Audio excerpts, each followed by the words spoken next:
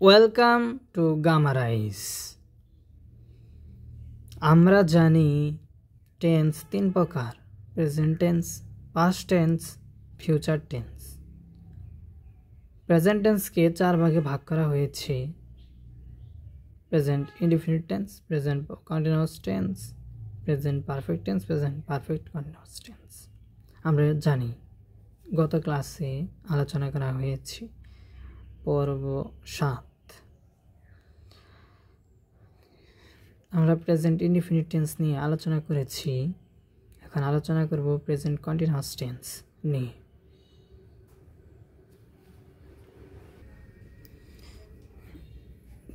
Present continuous tense নিয়ে আলোচনা করার আগে কয়েকটা ভার্ব নিয়ে আলোচনা করি, কারণ ভার্ব অনেক গুরুত্বপূর্ণ, যা ছাড়া সেন্টেন্স তৈরি করা যায় না।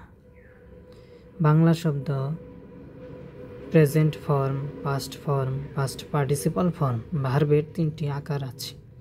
প্রেজেন্ট ফর্মকে V1 বলা হয়, পাস্ট ফর্মকে V2 বলা হয়, পাস্ট পার্টিসিপল ফর্মকে V3 বলা হয়।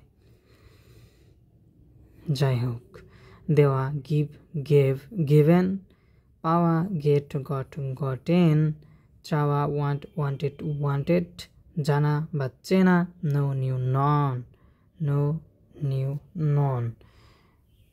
এখানে নন, নন, KNOWN, নন। হাঁটা বা চলা walk, WLK, walk, walked, walked. এখন প্রেজেন্ট কন্টিনিউয়াস টেন্স চিনব কিভাবে তাই নিয়ে আলোচনা করছি। প্রেজেন্ট কন্টিনিউয়াস টেন্স যখন বাংলা ক্রিয়ার শেষে বা ইংরেজি ভার্বকে বাংলায় ক্রিয়া বলা হয়, ক্রিয়ার শেষে চয়েস হয়, চয়েস হয় ঋষিকার, চয়েস হয় একার, স, সি বা সে থাকে, তখন ক্রিয়া বা মূল ভার্ব এর প্রেজেন্ট কন্টিনিউয়াস টেন্স হয়।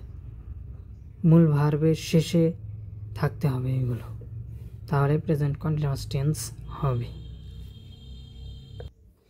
গঠন বা ইংরেজিতে স্ট্রাকচার বলা হয়। এই টেন্সের বেলায় মূল ভার্বের আগে কর্তা অনুসারে এম, ইজ বা আর হয় এবং মূল ভার্ব এর শেষে আইএনজি যোগ করতে হয়। মূল ভার্বের আগে এম, ইজ, আর হয়, মূল ভার্বের শেষে আইএনজি যোগ করতে হয়। ইংরেজিতে স্ট্রাকচার হবে এরকম: subject plus am, is, are, subject plus am বা ইজ বা are plus verb plus ING plus object. Am, is এবং আর এর ব্যবহার, কখন কোনটা ব্যবহার করব তাই। কর্তা যদি ফার্স্ট পারসন সিঙ্গুলার নাম্বার হয় তবে এম, ফার্স্ট পারসন সিঙ্গুলার হয়। এটি নিয়ে পূর্বে আলোচনা করা হয়েছে। পারসন নামক ক্লাস পাবেন। পারসন গিয়ে আপনারা ফার্স্ট পারসন, সেকেন্ড পারসন এবং থার্ড পারসন চিনে নিন। কর্তা যদি থার্ড পারসন সিঙ্গুলার নাম্বার হয় তবে ইজ অন্য সব কর্তার পরে আর হয়, যদি প্লুরাল হয় তাহলে আর বা অন্য অন্য সকল, তুমি, এগুলো। ফার্স্ট পারসনের পর এম, থার্ড পারসনের পর ইজ এবং তারপর সিঙ্গুলার হতে হবে, অন্য সব কর্তার পরে আর হয়। উদাহরণস্বরূপ, সে দিচ্ছে। যেহেতু আমরা ভার্ব এর আগে এগুলাই পড়লাম, আমি আবারও দেখাই ভার্বগুলা। এই যে দেওয়া, দেওয়া, গিভ, গিভ, গিভেন। সে দিচ্ছে, তাহলে কি হবে? সে দিচ্ছে, সে দিচ্ছে। এর পূর্বে আমরা কর্তা বের করার নিয়ম জেনেছি। কি, কে এবং কারা দ্বারা প্রশ্ন করলে যে উত্তর পাওয়া যায় তাই হচ্ছে কর্তা। আগে মূল ভার্ব নির্ণয় করব। মূল ভার্ব, যে শব্দ দ্বারা কাজ করা বোঝায় তাকে মূল ভার্ব বলে। দিচ্ছে, একটা কাজ করা বোঝাচ্ছে, তাই ভার্ব। ভার্বের পূর্বে কি, কে, কাকে দ্বারা কারা দ্বারা প্রশ্ন করব, তাহলে সাবজেক্ট হবে। কি দিচ্ছে, কে দিচ্ছে, সে দিচ্ছে, সাবজেক্ট। এখন ইংরেজিতে লেখার নিয়ম হচ্ছে subject plus verb plus object, কিন্তু মূল ভার্বের পূর্বে দিচ্ছে চয়েস একার আছে, তাই এটা প্রেজেন্ট কন্টিনিউয়াস টেন্স। যেহেতু প্রেজেন্ট কন্টিনিউয়াস টেন্স, তাই আগে আমরা মানে ইংরেজিতে লেখার সময় আগে লিখতে হয় কর্তা বা সাবজেক্ট। তাহলে হি হচ্ছে বা সি, মেয়েদের ক্ষেত্রে সিও হয়, হি অথবা সি দেয়, হি অর সি দিচ্ছে থার্ড পারসন সিঙ্গুলার, তাই হচ্ছে is. He or she is দিচ্ছে, দেওয়া মানে হচ্ছে গিভ,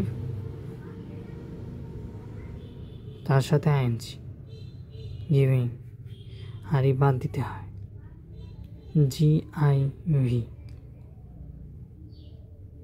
GIV বাদ যে আইএনজি গিভিং।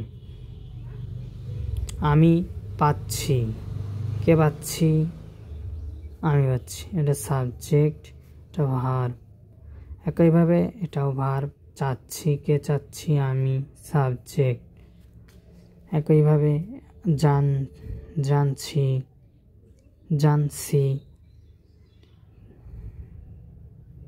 এটা ভার্ব, কে জানছে? আমি, সাবজেক্ট। একইভাবে হাঁটছে, ভার্ব, সে সাবজেক্ট। আমি পাচ্ছি, তাহলে কি হবে? আই, ফার্স্ট পারসন সিঙ্গুলার, আমি একজনকে বোঝাতে সিঙ্গুলার। আই অ্যাম, কি পাচ্ছি নেই, পাচ্ছি মানে পাওয়া মানে গেট, GETTING ডাবল টি হয়, কারণ যেহেতু শেষের আগে একটা ভায়েল আছে তাই ডবল টি হয়েছে। আমি চাচ্ছি, আই অ্যাম, WANTING ওয়ান্টিং। আমি জানছি, আই অ্যাম নোয়িং।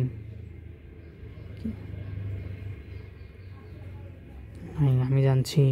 সে হাঁটছে, হি থার্ড পারসন সিঙ্গুলার, তাই হচ্ছে হি ইজ ওয়াকিং। আরো দুটি উদাহরণ, আমরা খাচ্ছি, আমরা মানে উই যেহেতু অন্য সব কর্তা, তাই হচ্ছে আর। ফার্স্ট পারসন প্লুরাল, এটা হচ্ছে ফার্স্ট পারসন প্লুরাল, আমরা, তাই হচ্ছে আর। যদি সিঙ্গুলার হতো তাহলে অ্যাম হতো। উই আর ইটিং, ইটিং,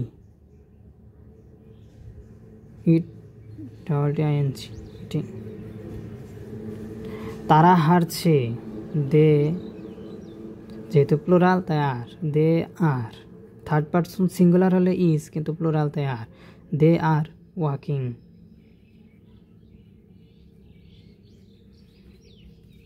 আজকের মতো এই পর্যন্তই, আবার নতুন কোনো ভিডিও নিয়ে দেখা হবে।